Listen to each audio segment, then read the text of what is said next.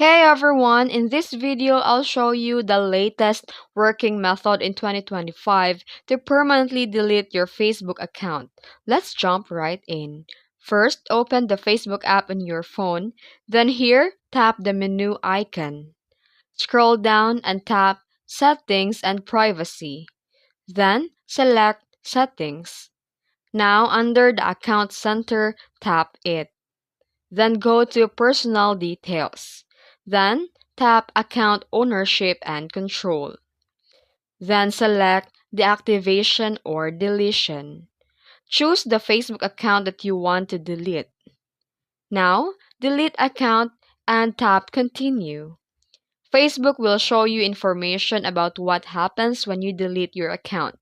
Read thoroughly, and if you want it, you can download a copy of your data before proceeding. And tap Continue to Account Deletion, then confirm your password. And finally, tap Delete Account.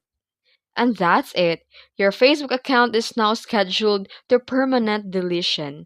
Keep in mind that you have 30 days to log back in if you want to change your mind. After that, it will be gone forever. If this video helped you, don't forget to like and subscribe for more tutorials.